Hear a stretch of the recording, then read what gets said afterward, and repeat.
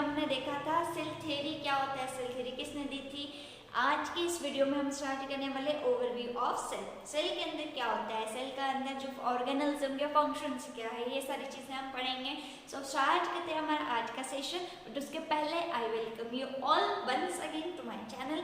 अगर आपको last video में कुछ समझ में नहीं आया है या फिर कहीं पे कुछ पॉइंट अगर मिस हो रहा है, आपको लग रहा है, तो आप मुझे कमेंट करके बच्चों बता सकते हैं, ठीक है। अगर मेरा ये चैनल आपको अच्छा लग रहा है, मेरे लेक्चर्स आपको अच्छे लग रहे हैं, सो आप मुझे लाइक करके भी एक्सप्लेन कर सकते हैं। सो स्टार्ट करते हैं आज का। क्या पढ़ना है हमें आज? An overview of cell. क्या पढ़ना है बच्चों में? Overview of cell. सेल के ओवरव्यू में क्या देखना है कि पर्टिकुलरली सेल होता कैसा है, सेल के अंदर क्या क्या होता है। तो बच्चों ना तो मैं यहाँ पे आपको प्रोकैरियोटिक सेल पढ़ाने वाली हूँ, ना ही मैं आपको यूकैरियोटिक सेल पढ़ाने वाली हूँ। स्पेसिफिकली मैं आपको यहाँ पे जो सेल पढ़ा रही हूँ वो एक टिपिकल सेल है। सेल के अंदर बेसिकली क्या होता है, क्या नहीं होता है, ये सारी चीज़ें मैं आपको एक्सप्लेन करने वाली हूँ, ठीक है। तो ये मुझे मत बोलना है कि मैम उसके पास तो ये नहीं होता है, इसके पास तो ये नहीं होता है। सो ये जो सारी चीज़ें हैं, ये सारी चीज़ें हम यहाँ पे नहीं देखेंगे। क्या देखना है हमें? ओवरव्यू देखना है। तो ओवरव्यू में हम ये सारी चीज़ें जो है कंबाइन ले लेंगे, ठीक है। अब यहाँ पे सेल का बच्चों कोई भी पर्टिकुलर शेप होता है क्या? नहीं होता है। सो हम यहाँ पे बना देते हैं सबसे पहले एक ऐसी सेल। अब मेरे इतनी अच्छी डायग्राम्स नहीं है, डायग्राम्स मीन्स शेप इतने अच्छे नहीं है, सो एडजस्ट कर लेना, पहले ही बता दे रही हूँ, ठीक है। एक ये जो सेल के अंदर की लेयर है, सेल की ये जो लेयर है बच्चों, सेल की लेयर को हम बोलते हैं सेल मेम्ब्रेन। क्या बोला जाता है बच्चों से? Cell membrane. इसे ही हम और में क्या बोलते हैं? Plasma membrane. इसे आप सेल मेम्ब्रेन बोलो, इसे आप प्लाज्मा मेम्ब्रेन बोलो, both are the same thing, ठीक है। देन बच्चों यहाँ पे ध्यान देंगे, सेल मेम्ब्रेन के बाहर से एक और लेयर होती है। बट अगर ये प्लांट की सेल है, अगर ये बैक्टीरिया की सेल है, तो आपको ये लेयर एक और यहाँ पे दिखाई देगी। लास्ट इसमें हमने पढ़ा था एनिमल सेल के पास बच्चों सेल वॉल नहीं होती है। सेल मेम्ब्रेन के बाहर से लग के जो सेल है, सॉरी जो मेम्ब्रेन है, उसे हम बोलेंगे सेल वॉल। क्या बोलना है बच्चों इसे हमें? Cell wall. So outermost layer of the cell is nothing but the cell wall, but in animal cell wall is absent. तो animals के लिए outermost layer क्या होगी? Cell membrane और the plasma membrane. Cell wall सबसे बाहर होगी, cell membrane cell wall के अंदर होगी, ठीक है। अब देखो सारे जो एनिमल सेल्स होती है या फिर सारे जो प्लांट सेल्स है, बैक्टीरियल सेल्स है, सभी के जो कंटेंट होते हैं, सेल वॉल का कंटेंट अलग होता है, मतलब अलग अलग चीज़ों से सेल वॉल बनी हुई होती है और अलग अलग चीज़ों से ही बच्चों क्या बनी है? सेल मेम्ब्रेन बनी है।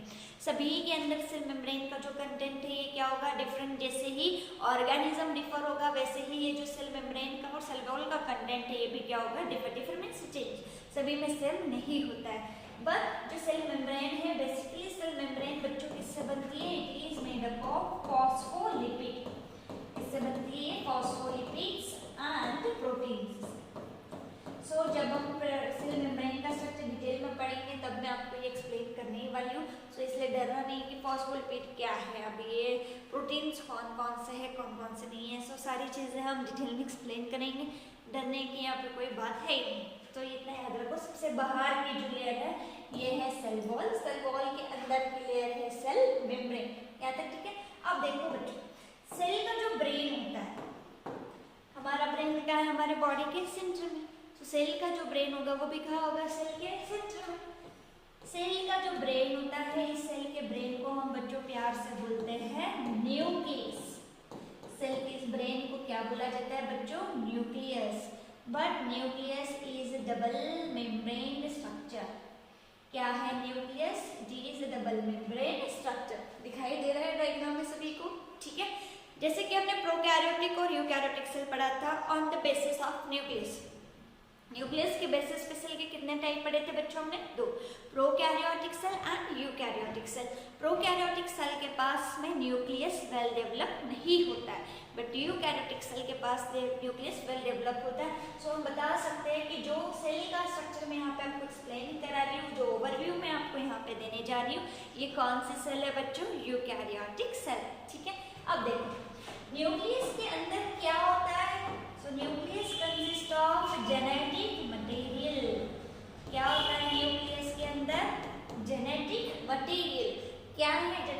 Material that is nothing but the DNA. इसके अलावा न्यूक्लियस में क्या होता है बच्चों, RNA. So DNA and RNA both are the genetic material which are present inside the nucleus of the cell. ठीक है, अब देखो न्यूक्लियस को लग के ही बाहर से, न्यूक्लियस को बाहर से लग के, अब हम यहाँ पे बड़ा सा चार्ट ले रहे, कलरफुल डायग्राम होगी तो पढ़ने में मजा आएगी। ये जो बाहर से एक लेयर दिखाई दे रही है बच्चों आपको, इस बाहर वाले लेयर को बोलते हैं एंडोप्लाज्मिक रेटिकुलम। बट एक बात यहाँ पे आपने जो ध्यान रखनी है, एक साइड से एंडोप्लाज्मिक रेटिकुलम प्लाज्मा मेम्ब्रेन से अटैच नहीं हो रहा है, बट एक साइड से एंडोप्लाज्मिक रेटिकुलम किससे अटैच हो रहा है, आपकी प्लाज्मा मेम्ब्रेन से अटैच हो रहा है। ठीक है, ये जो स्ट्रक्चर है यहाँ पे हमने बनाया है, इस स्ट्रक्चर का नाम क्या है बच्चों, एंडोप्लाज्मिक रेटिकुलम। क्या बोला जाता है इसे, एंडोप्लाज्मिक रेटिकुलम। एंडोप्लाज्मिक रेटिकुलम बच्चों दो तरह के होते हैं, एक होता है रफ एंड एक होता है स्मूथ। रफ इसलिए क्योंकि इसके सरफेस के ऊपर से छोटे छोटे तरह के स्ट्रक्चर पिंपल्स आ जाते हैं इसके सरफेस में। सो जैसे आपके स्किन के ऊपर पिंपल्स आ जाते हैं तब आपकी स्किन कैसे हो जाती है, रफ हो जाती है। सो वैसे ही इस एंडोप्लाज्मिक रेटिकुलम के ऊपर से भी क्या आ रहा है बच्चों, ये देखो पिंपल्स, कितने सारे पिंपल्स बना दिए हमने यहाँ। ठीक है, but this are not the pimples, इन्हीं पिंपल्स को बच्चों बोला जाता है राइबोसोम्स। सो जिस पार्ट पे ये राइबोसोम्स प्रेजेंट होते हैं इसे बोला जाता है RER, that is rough endoplasmic reticulum. और जिस पार्ट पर ये नहीं प्रेजेंट होते हैं उन्हें बोलते हैं SER, that is smooth endoplasmic reticulum. So RER का यानी रफ एंडोप्लाज्मिक रेटिकुलम का फंक्शन बच्चों अलग होता है, स्मूथ एंडोप्लाज्मिक रेटिकुलम का फंक्शन भी कैसा है, अलग है। सो जब हम ये सारे ऑर्गेनल्स डिटेल में पढ़ेंगे तब आपको ये सारी चीजें क्लियर हो जाएगी। ठीक है, फिलहाल के लिए हम ओवरव्यू पढ़ रहे हैं तो मैं आपको एक नॉर्मली बता देती हूँ कि जो आपका रफ एंडोप्लाज्मिक रेटिकुलम होता है बच्चों, रफ एंडोप्लाज्मिक रेटिकुलम बनाता है प्रोटीन। क्या बनाता है रफ एंडोप्लाज्मिक रेटिकुलम, प्रोटीन। जबकि स्मूथ एंडोप्लाज्मिक रेटिकुलम का काम होता है फॉर्मेशन ऑफ लिपिड्स। क्या बना के देगा स्मूथ एंडोप्लाज्मिक रेटिकुलम, लिपिड्स। ठीक है, अब यहाँ पे ये जो एंडोप्लाज्मिक रेटिकुलम जहाँ पे खत्म हो रहा है बच्चों, वहाँ पे ऐसे वाईफाई लाइक स्ट्रक्चर है, दिखाई दे रहा है वाईफाई लाइक स्ट्रक्चर। इस वाईफाई लाइक स्ट्रक्चर को बच्चों बोला जाता है गोल्जी बॉडीज। क्या बोला जाता है इसे, गोल्जी बॉडीज। आप इसे गोल्गी बॉडीज भी बोल सकते हो, आप इसे गोल्जी अपैरेटस भी बोल सकते हो, आप इसे गोल्जी कॉम्प्लेक्स भी बोल सकते हो, ये सारे एक ही इसके नाम है। सो एंडोप्लाज्मिक रेटिकुलम से लग के आपको कौन दिखाई दे रहा है, गोल्जी बॉडीज। गोल्जी बॉडीज से आगे चल के बच्चों वैक्यूल्स बनते हैं, छोटे छोटे से ऐसे राउंडेड स्ट्रक्चर शेप बन रहा है। इस राउंडेड स्ट्रक्चर वाले शेप को क्या बोला जाता है बच्चों, वैक्यूल्स। क्या बोला जाता है इसे, वैक्यूल्स। प्लांट सेल में बच्चों वैक्यूल बहुत बड़ा होता है, जबकि एनिमल सेल में वैक्यूल बहुत छोटे छोटे होते हैं या फिर नहीं होते हैं। वैक्यूल का काम होता है फूड स्टोर करना। तो एनिमल तो कभी भी चलते फिरते खा पी लेता है, पर प्लांट्स को बेचारों को कब खाना मिलता है, कब नहीं मिलता है। आपके मन में आ रहा है पानी दे दो, जब मन आ रहा है सनलाइट आ रही है वो खाना बना रहा है। सो उन्हें फूड क्या करना पड़ता है बच्चों, स्टोर करना पड़ता है। सो फूड स्टोरिंग के लिए उन्हें क्या चाहिए, वैक्यूल। इसीलिए प्लांट सेल का वैक्यूल बड़ा होता है और एनिमल सेल के अंदर वैक्यूल छोटा सा होता है, या फिर सेल के अंदर वैक्यूल नहीं होता है। वैक्यूल से एक और ऐसे छोटे से स्ट्रक्चर से यहाँ पे डेवलप होते हैं, इन्हें बोला जाता है लाइसोसोम। क्या बोला जाता है इन्हें, लाइसोसोम्स। लाइसोसोम्स के अंदर बहुत सारा एसिड होता है। सो सेल को प्रोटेक्ट करता है और आपके सेल को क्या करता है, सुसाइड करने में भी हेल्प करता है।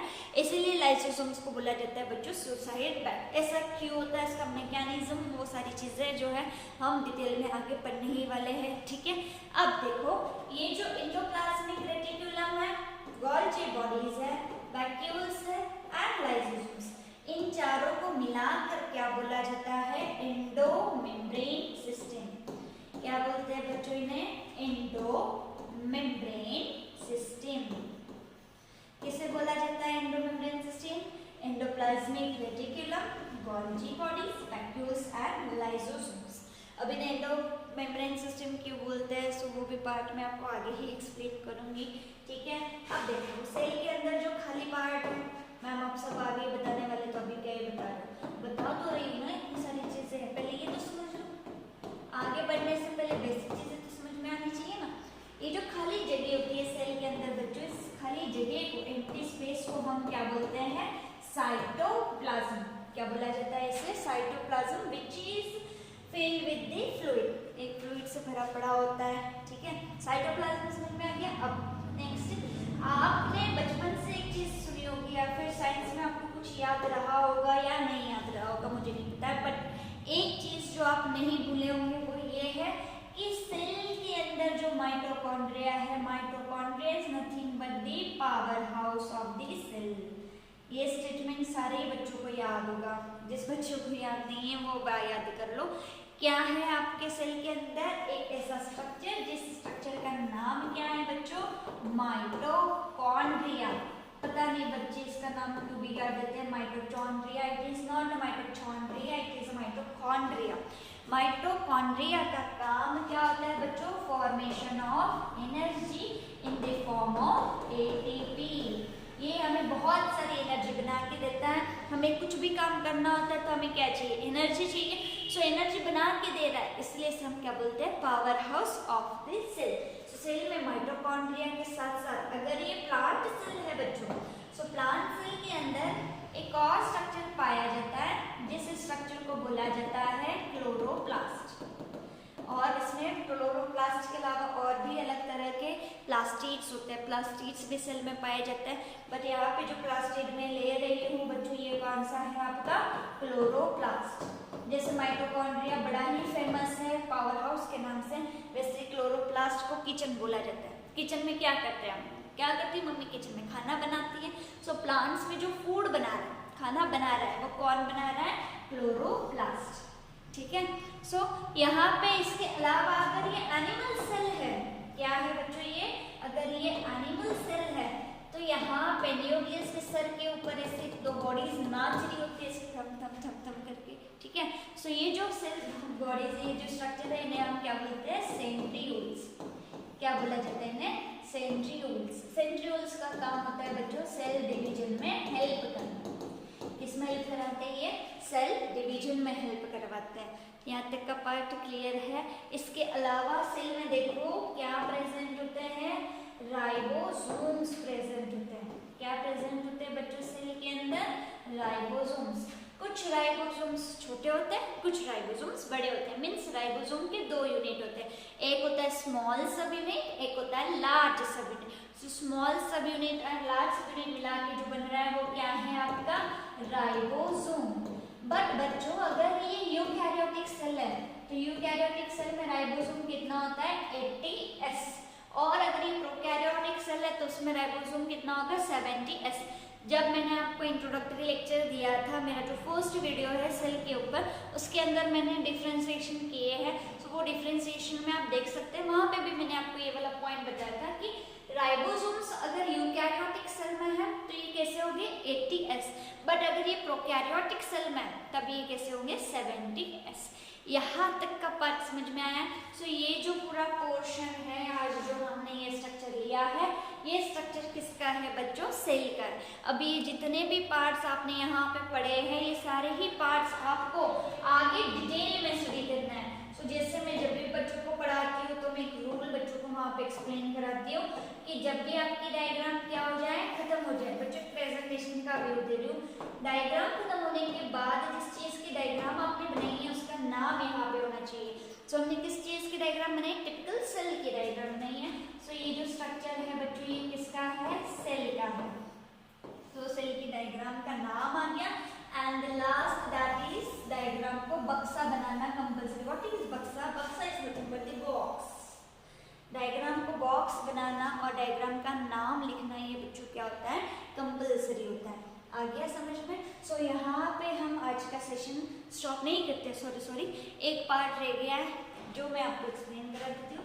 मैंने जैसे कि बताया था आपको सेल की साइज एंड सेल का स्ट्रक्चर जैसे सभी में क्या होता है, डिफरेंट होता है। सारी सेल का स्ट्रक्चर, सारी सेल का size and function are all different. So यहाँ पे कुछ सेल्स के बारे में मैं आपको बता, सबसे जो बड़ी सेल होती है, बड़ी सेल मीन्स लार्जेस्ट सेल, ये बच्चों याद रखना है आपने, लार्जेस्ट सेल जो होती है ये किसकी होती है?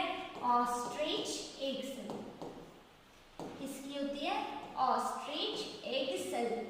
इसकी लेंथ कितनी होती है बच्चों? It is about 15 centimetre. तो 15 सेंटीमीटर की आपकी एक स्केल होती है। सो स्केल देख सकते हैं आप आंखों से, बिल्कुल देख सकते हैं। सो अगर स्केल देख रहे हैं मीन्स अगर इसकी लेंथ 15 सेंटीमीटर है तो कितनी बड़ी सेल होगी? सो बच्चों जो लार्जेस्ट सेल है, लार्जेस्ट सेल कौन सी है? Ostrich egg cell. सबसे बड़ी सेल तो पड़ी, बारी है सबसे छोटी सेल की। सबसे छोटी सेल मीन्स स्मॉलेस्ट सेल। क्या है? Smallest cell. स्मॉलेस्ट सेल किसकी है बच्चों? It is nothing of the mycoplasma. किसकी है? माइकोप्लाज्मा। किसकी है? माइकोप्लाज्मा। माइकोप्लाज्मा की जो साइज है सेल की ये कितनी है बच्चों? 0.1 to 0.3 माइक्रोमीटर। ये जो सिंबल यहाँ पे दिखाई दे रहा है बच्चों ये माइक्रो है, इसे म्यू बोलते हैं, ठीक है। देन इतनी छोटी सी सेल है ये नहीं दिखाई देती है। Mycoplasma is nothing but the bacteria. क्या है माइकोप्लाज्मा? ये एक बैक्टीरिया है। ऐसा बैक्टीरिया है जिसके पास में सेल वॉल नहीं है। सारे ही बैक्टीरियल सेल के पास बच्चों सेल वॉल होती है बट माइकोप्लाज्मा के पास में सेल वॉल नहीं होती। तो जो 11th के बच्चे हैं उन्होंने अर्ली चैप्टर्स में पढ़ा है बायोलॉजिकल क्लासिफिकेशन में। जब भी आप किंगडम मोनेरा के बारे में पढ़ते हो तो किंगडम मोनेरा में आपको इसके बारे में एक्सप्लेन किया गया है। इसे PPLO भी बोला जाता है। PPLO means pleuropneumonia like organism. So pleuropneumonia like organism is nothing but the mycoplasma जिसके पास में सेल वॉल नहीं होती है। देन नेक्स्ट आपकी सबसे लॉन्गेस्ट सेल कौन सी है? लार्जेस्ट होगी, स्मॉलेस्ट होगी, लॉन्गेस्ट सेल। मैम लॉन्गेस्ट और लार्जेस्ट में फर्क क्या है? लार्जेस्ट मतलब बड़ा, लॉन्गेस्ट मतलब लंबा। तो सबसे लंबी जो सेल होती है बच्चों, सबसे लंबी सेल ये किसकी होती है? Nerve cell. किसकी होती है? Nerve cell. जिस नर्व सेल को ही हम प्यार से, यहाँ पे गलती से एल हो गया है, किसकी होती है? Nerve cell. नर्व सेल को ही बच्चों हम प्यार से क्या बोलते हैं? न्यूरॉन। जिससे क्या बना है हमारा? Brain. Brain is made up of neurons and the nerve cells. तो इसकी लेंथ कितनी है बच्चों? इसकी लेंथ है अप्रोक्सीमेटली 1 मीटर। 1 मीटर बहुत लंबा सारा, बहुत लंबा चौड़ा होता है, ठीक है। सो 1 मीटर जितने इसकी क्या है? लेंथ है, इसलिए ये सबसे लॉन्गेस्ट सेल है। आपके एनसीईआरटी में एक और पार्ट दिया था वो भी मैं यहाँ पे लिखा ही देती हूँ। ह्यूमन की जो आरबीसी होती है, ह्यूमन की क्या है? RBC. RBC is nothing but the red blood cell जो आपके किस में पाई जाती है? ब्लड में पाई जाती है। सो रेड ब्लड सेल की जो लेंथ है बच्चों ये होती है 7 माइक्रोमीटर। कितनी है? 7 माइक्रोमीटर। तो ये आपके कुछ साइजेस दिए गए हैं आपको सेल के बारे में कि सबसे बड़ी सेल कौन सी है, सबसे छोटी सेल कौन सी है, सबसे लंबी सेल कौन सी है, और आरबीसी के बारे में दिया। आरबीसी के बारे में क्यों दिया मुझे भी नहीं पता है बट दिया है, मैंने भी आपको एक्सप्लेन कर दिया है। सो यहाँ तक का बात समझ में आया है। मिलेंगे हम नेक्स्ट वीडियो के अंदर प्रोकैरियोटिक सेल के साथ। तब तक के लिए अपना ध्यान रखना है। और जो नोट्स मैं आपको यहाँ पे क्लास में लिखा के दे रही हूँ तो आप खुद के नोट्स भी इससे प्रिपेयर कर सकते हो। अगर आपको एडवांस्ड नोट चाहिए कि नहीं मैम हमें ऑफलाइन नोट्स भी चाहिए, सो आप मुझे कमेंट करके बता सकते हो। आपके लिए मैं दूसरे चैनल्स के ऊपर आपके नोट्स अपलोड कर दूँगी, ठीक है। वीडियो कैसा लगा ये ज़रूर बताइएगा। चैनल को सब्सक्राइब एंड लाइक करके ज़रूर जाइएगा, ठीक है। Bye bye.